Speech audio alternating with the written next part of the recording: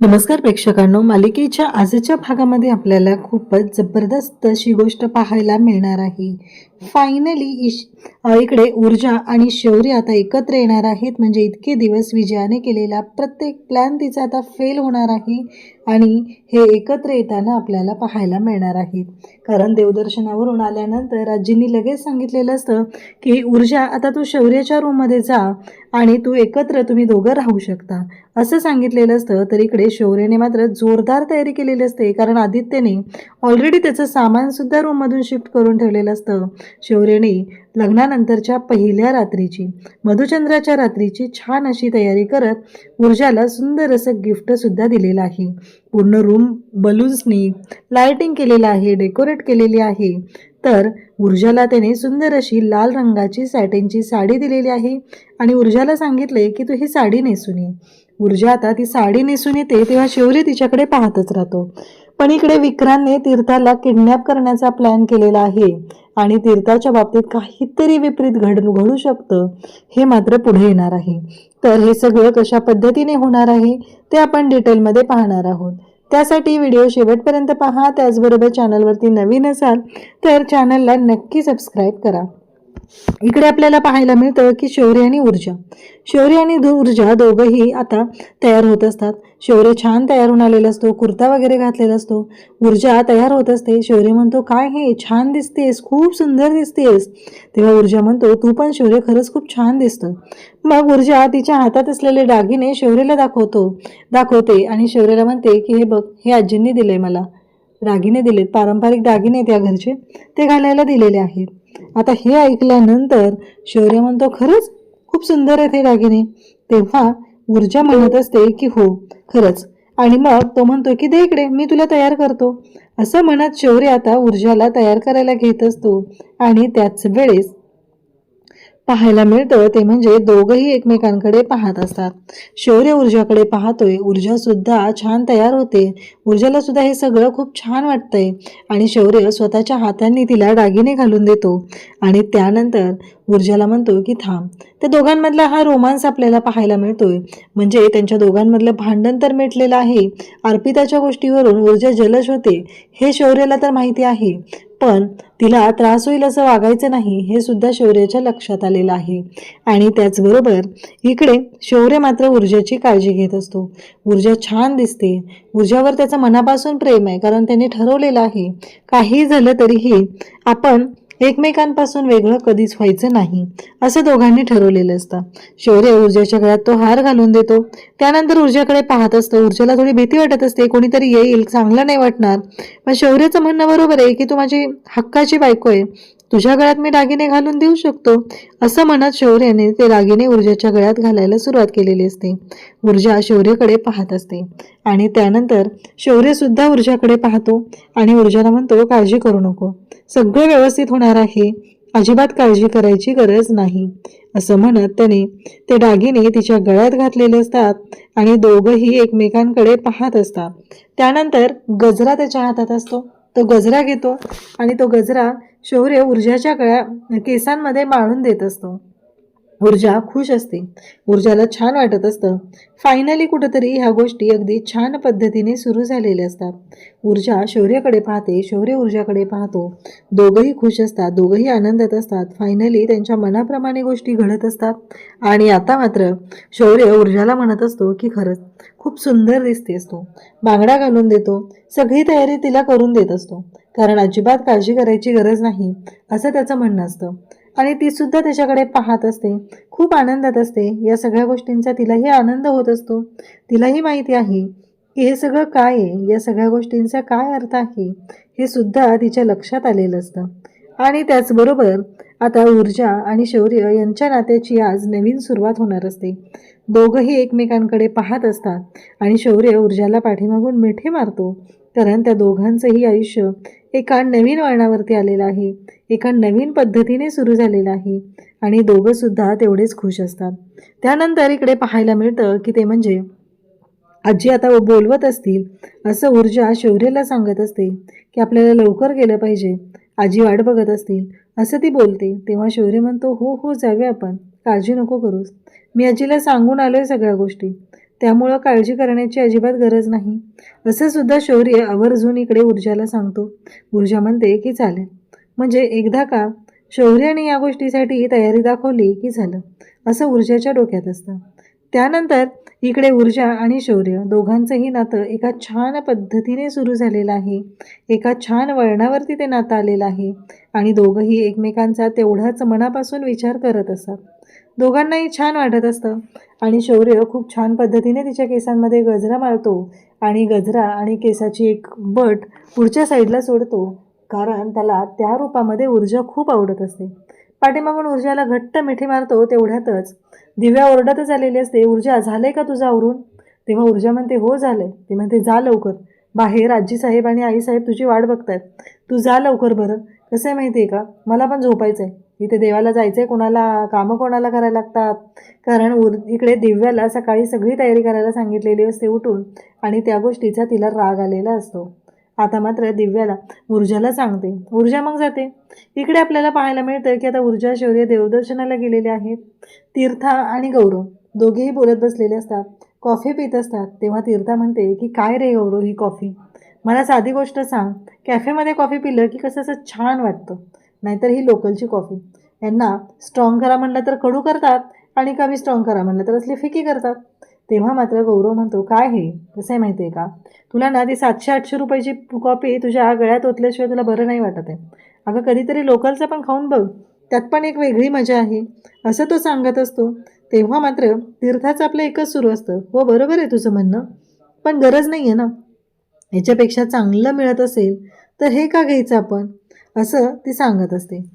तेव्हा मात्र तो म्हणतो की कसं आहे, आत्ता ना ती कॉफी पिण्याची मजा तुला येणार नाही आहे. आता जर बाहेर पाऊस पडत असता ना, मग तुला ती कॉफी प्यायला बरं वाटलं असतं. तेव्हा तीर्था म्हणते काय आता लेक्चर नको हा. तेव्हा तो म्हणतो की आज काय आहे, आज एवढा वेळ झाला तरी तू नाही घरी जायची घाई नाही आहे का? तेव्हा ती सांगते आज ना आई आणि शौर्यदादा त्याचबरोबर ऊर्जा वहिनी हे सगळेजण देवदर्शनाला गेलेत.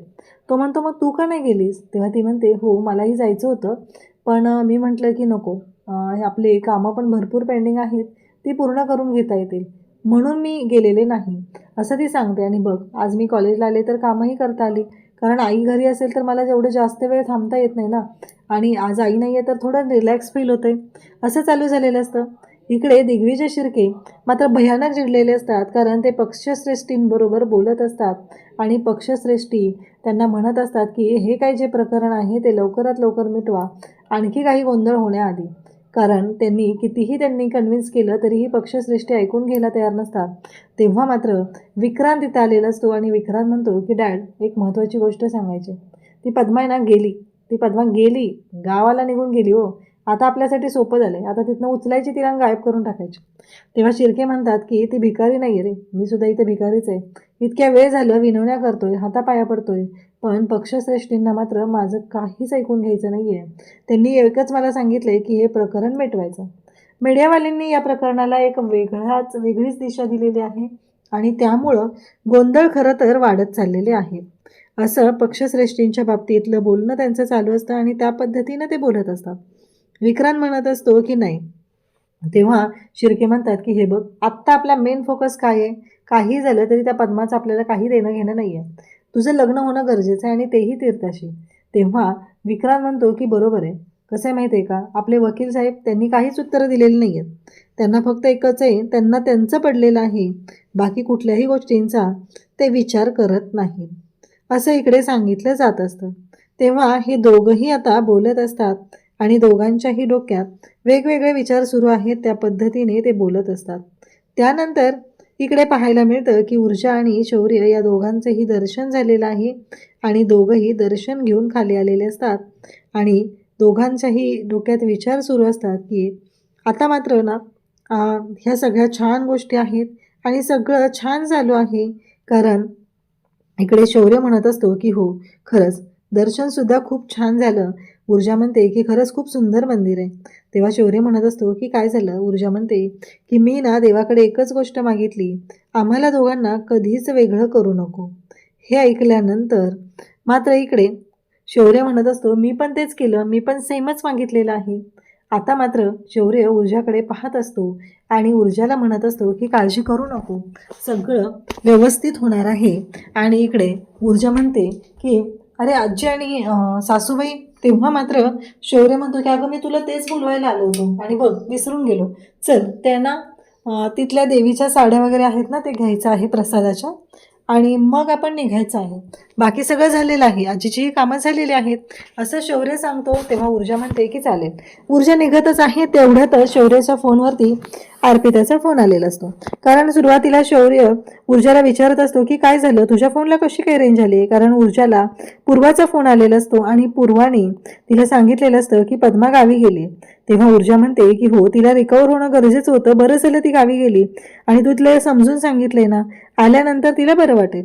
तर इकडे अर्पिता फोन करते. शौर्य म्हणतो नाही नाही, ह्या अर्पिताला कुठून कळतं काय माहिती, आमच्या दोघांमध्ये सगळं चांगलं चालू असलं की फोन करते, नाही नाही उचलायचाच नाही आज तिचा फोन, असं म्हणत त्याने अक्षरशः फोन स्विच ऑफ केलेला असतो. आता घराच्या जवळ आल्यानंतर तीर्था गाडी थांबवायला सांगते. गौरवच्या गाडीवरून ती उतरते आणि मग गौरव तिला म्हणतो काय झालं अगं, इथे का थांबलो, सोडलं असतं ना तुला घरी. तेव्हा तीर्था म्हणते की नाही नको, कारण गौरवने तिला आधी सांगितलेलं असतं की तुझी ऊर्जा वहिनी आहे ना, तिला ना मी 3-4 वर्षापूर्वी भेटलेलो, कदाचित तिने मला ओळखणार नाही, आम्ही 3-4 जण गेलो होतो ना आणि एका प्रोजेक्टसाठी, कारण आम्हाला काही कायदे हवे होते ते त्याच्याबद्दल माहिती काढायची होती. मग त्यांचा नंबर आम्ही मिळवला आणि त्यांच्याशी भेट घेतलेली आहे असं तो सांगतो. तेव्हा तीर्था म्हणते की हो का, नाही खरंच तू ये घरी, ओळखी पण निघतील आणि माझी ऊर्जावाहिनी खरंच खूप छान आहे. आणि मग आता गौरवला ती म्हणते की मला काही गोष्टी घ्यायच्या त्या घेते मी आणि इथून कॅबने जाते. तेव्हा तो म्हणतो आलो असतो ना. तेव्हा ती म्हणते काही गरज नाही आहे, कशाला तुझा वेळ घालवायचा आहे अजून, तू जा असं ती सांगते. आणि हे बोलत असतात दोघं जण आणि तेवढ्यातच विक्रांत आणि त्याचा मित्र गाडीतून चाललेले असतात आणि त्याचा मित्र म्हणतो की अरे ती तीर्था आहे ना. तेव्हा विक्रांत म्हणतो की हो, आता सोडणार नाही, आता उचलणार, याला फोडणार. तेव्हा तो म्हणतो की अरे शांत राहा रे बाबा, ऑलरेडी मीडियामध्ये एवढं सगळं झालेलं आहे, आता काही गोंधळ घालू नकोस अजून, असं म्हणत त्याला मित्र थांबवतो. मग आता विक्रांत थांबतो आणि त्यानंतर तो म्हणतो की आज हिला उचलायचं, हिला सोडायचं नाही, हा प्लॅन त्याने केलेला असतो. त्यानंतर इकडे पाहायला मिळतं ते म्हणजे आजी, त्याचबरोबर सगळेजण आलेले असतात. आदित्य म्हणत असतो अरे सकाळी गेलात आणि आलात पण तुम्ही एवढ्या लवकर, ट्रॅफिक वगैरे. तेव्हा शौर्य सांगतो की नाही, आम्हाला ट्रॅफिक लागलंच नाहीये, सकाळी लवकर निघालो आणि पाऊसही नाही लागला रस्त्यात, थोडंसं आला होता, एक 5-10 मिनिटं आला असेल पाऊस. आणि मग सगळेजण गप्पा गोष्टी चालू असतात. तेव्हा दिव्या सांगत असते मला तर ना ते मंदिर बाई खूप आवडतं, कारण ते मंदिर खरंच खूप छान आहे असं दिव्या आवर्जून सांगत असते, कारण मला ते मंदिर आवडतं आणि वारंवार गेलं पाहिजे. तेव्हा मात्र आदित्य म्हणतो की हो म्हणून तर आज गेलीस ना तू, नाहीतर त्या मंदिरात गेली असतीस का. बरोबर आहे, कारण तू कशी आहेस ना हे मला चांगलंच माहिती आहे असं इकडे तो सांगत असतो. आणि त्याच वेळेस इकडे पाहायला मिळतं की आता विजया वाट बघत असते आजी काय म्हणतायत ते, आणि एकदा का आजींकडून जर बोलणं आलं तर मात्र आता अवघड होऊन जाईल असं लक्षात आलेलं असतं. आणि त्याच वेळेस हे सगळेजण आता तिथे बसलेले असतात आणि आजींना अचानक त्रास होऊ लागलेला असतो, त्यांचं डोकं जड झालेलं असतं. ऊर्जा जाते आणि म्हणते आजी काय होतंय, मी चहा बनवून आणू का तुमच्यासाठी. तेव्हा आजी म्हणतात की अगं नाही नको, चहा वगैरे नको, थोडी दगदग झाली ना म्हणून होते. मग आजींना आराम करायला घेऊन जात असते. आदित्य त्याचबरोबर शौर्य सगळेजण असतात. विजया म्हणते चला बरं झालं, म्हणजे आजची रात्र तर गेली, म्हणजे आई आता निघालेल्या आहेत, आई साहेब असं तिच्या डोक्यात सुरू झालेलं असतं. आणि मग जाताना आजी म्हणतात की शौर्य आणि ऊर्जा आता तुम्ही एकत्र, म्हणजे ऊर्जा तुझी बॅग घेऊन आता तू शौर्याच्या रूममध्ये राहायला जाऊ शकतेस, आता काहीच प्रॉब्लेम नाही आहे. तेव्हा आदित्य म्हणतो की मी ऑलरेडी माझं सगळं साहित्य सुद्धा माझ्या रूममध्ये घेऊन गेलेलो आहे. इकडे दिव्या म्हणते चला फायनली मला माझ्या एकटीला माझ्या रूममध्ये राहता येणार आहे. आणि इकडे विजयाच्या शिट्ट्या वाजलेल्या असतात. तिला जी गोष्ट नको होती ती गोष्ट झालेली असते आणि तिला खूप राग आलेला असतो, तिची खूप चिडचिड होत असते. तिला कळत नसतं की हे सगळं काय होतंय, हा विचार तिच्या डोक्यात सुरू झालाय. हर्षवर्धन मात्र विजयाने काही कॅसेट सुरू करण्याआधीच कानाला फोन लावतो आणि हॅलो हॅलो असं म्हणत तो बोलत राहतो. ही खरं तर विजयाला खूप राग आलेला असतो. तेव्हा आदित्य म्हणतो की चल आजी मी तुला घेऊन जातो, असं म्हणत आजीला घेऊन आता आदित्य निघालेला आहे. आणि त्याच वेळेस इकडे शौर्य आणि ऊर्जा एकमेकांकडे पाहत असतात. शौर्यला खूप छान वाटत असतं. शौर्य ऊर्जाकडे पाहत असतो आणि ऊर्जा शौर्यकडे. त्यानंतर शौर्य ऊर्जाला जवळ घेऊ लागतो आणि पाहतो तर काय, ऊर्जा सुद्धा तेवढीच खुश असते. ऊर्जा सुद्धा शौर्यकडे पाहत असते आणि विजया पाहते तेव्हा ती म्हणते की काय होऊन बसलं हे सगळं, आता काय होणार आहे या सगळ्याचं, मी काहीच करू शकणार नाहीये, मी कसंच हे सगळं थांबवू शकणार नाहीये, असा विचार तिच्या डोक्यात सुरू झालेला असतो आणि दोघंही हे एकत्र आलेले असतात. उद्याच्या भागात आपल्याला पाहायला मिळतं की शौर्यने खूप छान पद्धतीने बेडरूम डेकोरेट केलेली आहे आणि ऊर्जासाठी या सगळ्या गोष्टींची तयारी केलेली आहे. आणि ऊर्जा सुद्धा शौर्याच्या रूममध्ये आल्यावर म्हणते की हे सगळं कधी केलंस, ह्या सगळ्या गोष्टी कधी केल्यात तू. शौर्य म्हणतो की आवडलं ना तुला सरप्राईज. तेव्हा ऊर्जा म्हणते की हो. शौर्य म्हणतो माझ्याकडे एक गिफ्ट आहे, हे घे आणि आत्ताच ही साडी नेसून यायचं आहे. असं म्हणत शौर्यने ऊर्जाला सुंदर अशी साडी दिलेली असते, जी लाल रंगाची असते, सॅटिनची साडी असते आणि ऊर्जाला सांगितलेलं असतं की ही साडी नेसून ये. ऊर्जा पण छान तयार होऊन येते आणि शौर्यकडे पाहत असते. रूममध्ये सगळीकडे कॅन्डल लावलेले असतात, त्याचबरोबर फुलांचं डेकोरेशन असतं, लाइटिंग असतं आणि हे सगळं पाहून ऊर्जाला सुद्धा आनंद झालेला असतो. ऊर्जा साडी नेसून येते, शौर्य तिच्याकडे पाहतच राहतो. ऊर्जा खरंच खूप सुंदर दिसत असते आणि शौर्य ऊर्जाला मिठीत घेतो. अशा पद्धतीने शौर्यने मधुचंद्राच्या रात्रीची सगळी तयारी केलेली आहे आणि ऊर्जा सुद्धा खुश झालेली आहे. अशाच अपडेटसाठी चॅनलशी कनेक्ट राहा. थँक्यू.